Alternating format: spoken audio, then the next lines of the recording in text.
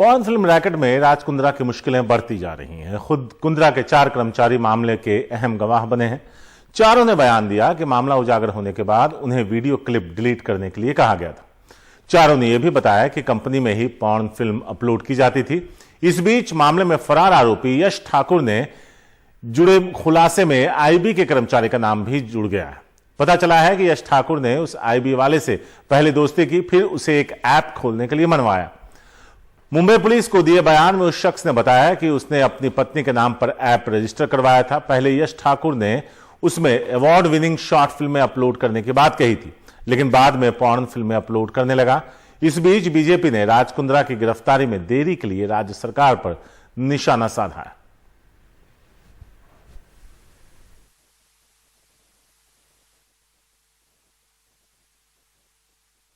केंद्रीय मंत्री से आप जाके मांग कर रहे हैं कि मल्टी मिनिस्ट्रियल टास्क फोर्स बनाने की जरूरत है। ये आवश्यकता आपको क्यों महसूस हो रही है, जबकि मुंबई पुलिस उसकी जांच कर रही है और बड़े पैमाने पर गिरफ्तारी भी हो चुकी है? ये मुंबई पुलिस जो काम कर रही है उसको बहुत ही डिले हो चुका है। 1.5 साल पहले से करीब से मैं सदन में भी मैंने महाराष्ट्र की विधानसभा में मुद्दा उठाया था। मैंने तब भी कहा था कि पोर्नोग्राफी और चाइल्ड पोर्नोग्राफी के कारण महाराष्ट्र की पूरी संस्कृति और क्राइम दोनों में गिरावट आ रही है और क्राइम बढ़ भी रहा है। आज जो एक स्वयंसेवी संस्था ने आंकड़े दिए वो दिखाते हैं कि 15,000 से ज्यादा वीडियो सर्कुलेट हो चुके हैं चाइल्ड पोर्नोग्राफी के। सिर्फ 2017 से 19 2 सालों में पॉस्को के गुनाह महाराष्ट्र में 45% से ज्यादा बढ़े हैं। आंकड़े यहाँ वहां हो सकते हैं। एफआईआर 213 से ज्यादा है। अब ये स्थिति में महाराष्ट्र सरकार फेल हो चुकी है। आज जो इन्वेस्टिगेशन कर रही है वो शायद पहले करना चाहिए था। और इन सब मामले में जो इन्वेस्टिगेशन होना है उसमें कहीं ना कहीं सेंसर, कहीं ना कहीं आईटी डिपार्टमेंट, फाइनेंस कहाँ से जा रहा है, कहाँ आ रहा है, वो विदेशों में जा रहा है क्या, इसमें प्रोटेक्ट करने वाले व्यक्ति कौन है, इन सबके दायरा बड़ा है और इसके लिए मल्टी मिनिस्ट्रियल टास्क फोर्स करके इंक्वायरी होना शायद उचित होगा। ये मेरी विनती है। सुनील सिंह है हमारे साथ इस बारे में ज्यादा बात करने के लिए। सीधे सुनील के पास चलते हैं। सुनील, एक दूसरे से जुड़ा सवाल था कि जांच कहां तक पहुंची और जो आरोप और जो धाराएं लगी हैं राज कुंद्रा पर वो कितनी गंभीर हैं, उसमें कितनी सजाएं उनको हो सकती हैं?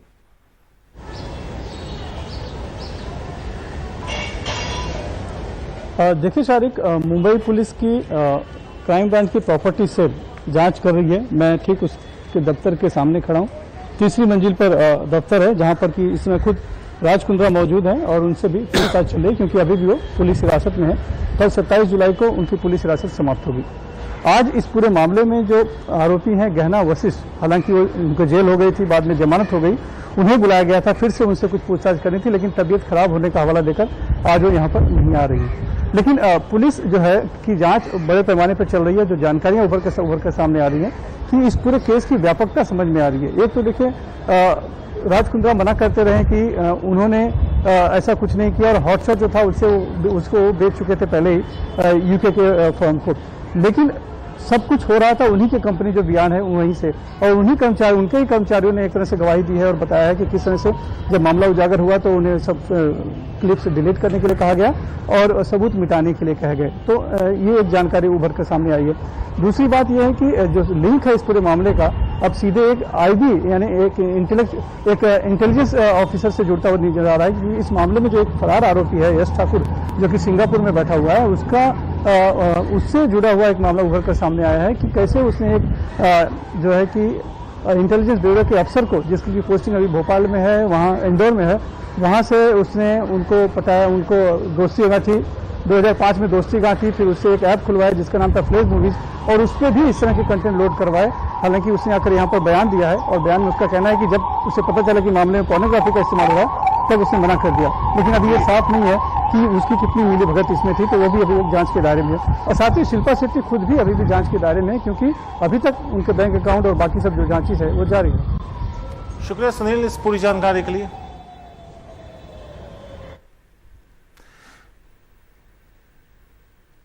दिल्ली के द्वारका इलाके में आज सुबह तड़के दिल्ली पुलिस और टेम्पो में सवार बदमाशों के बीच मुठभेड़ हो गई, जिसमें 2 बदमाशों के पैर में गोली लगी है। इनकाउंटर के बाद कुल 5 बदमाशों को पकड़ा गया है।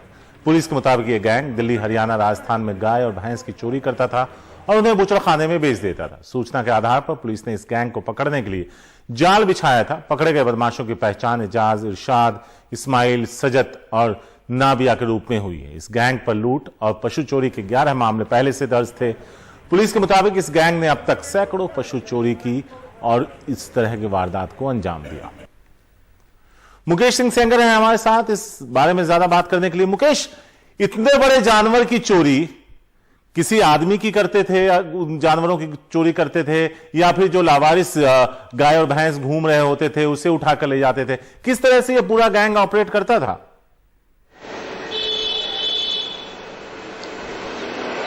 देखिए, बेसिकली ये जो गैंग था, ये जो घरेलू पशु होते हैं, गाय भैंस वगैरह, ये घरों से चोरी करते थे और अब तक सैकड़ों पशु चोरी कर चुके हैं। तो द्वारका जिले की पुलिस को जानकारी मिली कि इस गैंग के लोग द्वारका इलाके में आने वाले हैं, तो पुलिस ने वहां पर ट्रैप लगाया और ट्रैप लगाने के बाद जैसे ही एक संदिग्ध टेम्पो दिखाई दिया, पुलिस ने उसको रुकने का इशारा किया।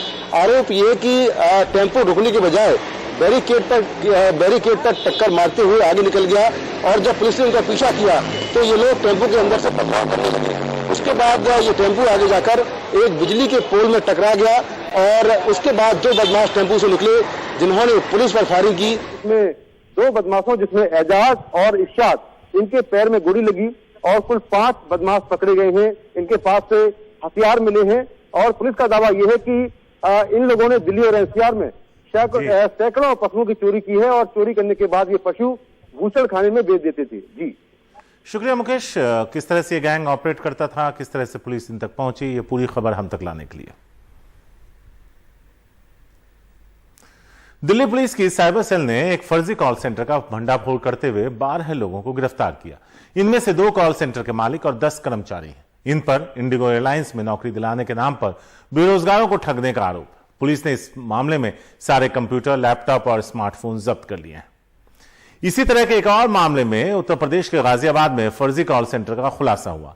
यहां से 30 लोगों को गिरफ्तार किया गया। गिरफ्तार लोगों में 14 महिलाएं हैं। पुलिस का कहना है कि उन्हें शिकायत मिली थी कि पॉलिसी कराने के नाम पर इस कॉल सेंटर से लोगों के साथ ठगी की जा रही थी।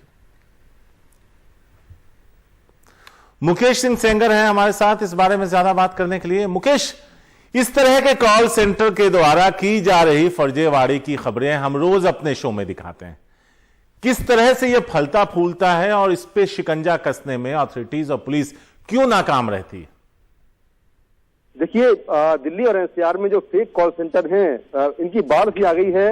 हाल के दिनों में बहुत सारे कॉल सेंटर पकड़े भी गए हैं, लेकिन ये जो लोग हैं ये कहीं पर जहां रिहायशी इलाके होते हैं वहां पर ये किराए से कमरे लेते हैं और वहां पर एक कॉल सेंटर खोलते हैं, अपने एम्प्लॉय रखते हैं और वो एम्प्लॉय जो है अलग अलग तरीकों से या तो देश में या देश के बाहर लोगों को फोन करते हैं और उनके साथ जो है ठगी करते हैं।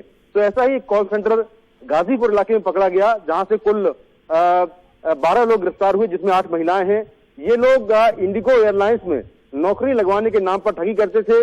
पहले लोगों को फोन करते थे पर उनसे कहते थे कि सिक्योरिटी मनी जमा करें और इस तरह से लगातार ये ठगी कर रही थी।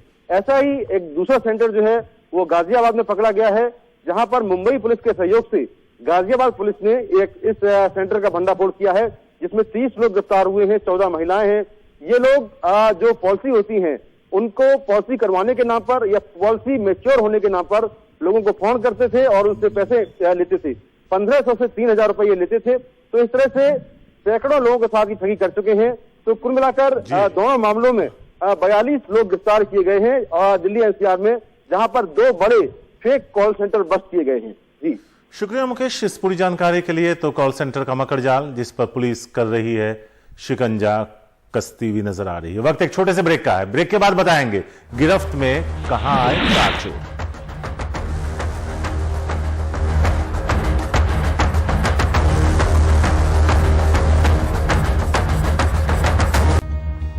नोएडा पुलिस ने कार चोरी करने वाले गैंग का पर्दाफाश किया है। इस गैंग के 3 सदस्यों को गिरफ्तार किया गया। इनके पास से 17 कार बरामद हुए। पुलिस का कहना है कि ये चोरी की कारों को दूसरे राज्यों में ले जाकर बेच देते थे। नॉर्थ ईस्ट में भी कारों को बेचा गया है।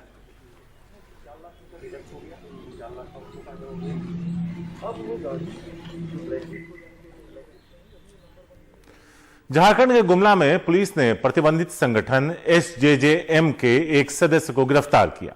उसके पास से AK-56 और कई राउंड गोलियां मिली हैं। पुलिस का कहना है कि उन्हें सूचना मिली थी कि एसजेजेएम संगठन का मुखिया रामदेव उरांव अपने कुछ साथियों के साथ किसी बड़ी घटना को अंजाम देने जा रहा है। इसके बाद पुलिस ने एक संदिग्ध गाड़ी को रोकने की कोशिश की, लेकिन ड्राइवर गाड़ी भगाने लगा। गाड़ी में बैठे 3 लोग फरार हो गए, लेकिन एक अपराधी पकड़ा गया। उसके पास से हथियार, गोला बारूद बरामद हुआ है। क्राइम रैप का वक्त है अब। यूपी के मोहाबा में 60 साल की एक बुजुर्ग के साथ दुष्कर्म की बात सामने आई। आरोपी बुजुर्ग को घायल कर और धमकी देकर फरार हो गए। पुलिस ने पीड़ित को अस्पताल में भर्ती करवाया है। पुलिस का कहना है वो मामले की जांच कर रही है और जल्द आरोपी को गिरफ्तार कर लेगी।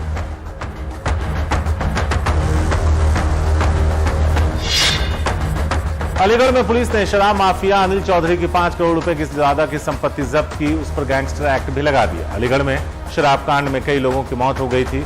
शराब माफिया के खिलाफ गैंगस्टर एक्ट के तहत 5 मुकदमे दर्ज किए गए थे। अब आरोपियों की संपत्ति की पहचान कर जब्त करने की कार्रवाई की जा रही है। एसएसपी कलानिधि नैथानी का कहना है कि जब तक आरोपियों की सभी संपत्तियों को जब्त नहीं किया जाता, कार्रवाई जारी रहेगी। आगरा में शराब माफियाओं के खिलाफ पुलिस कार्रवाई कर रही है। अवैध शराब के धंधे को पूरी तरह बंद करवाने के लिए अभियान चलाया जा रहा है। अब तक इस मामले में 2 लोगों को गिरफ्तार किया गया।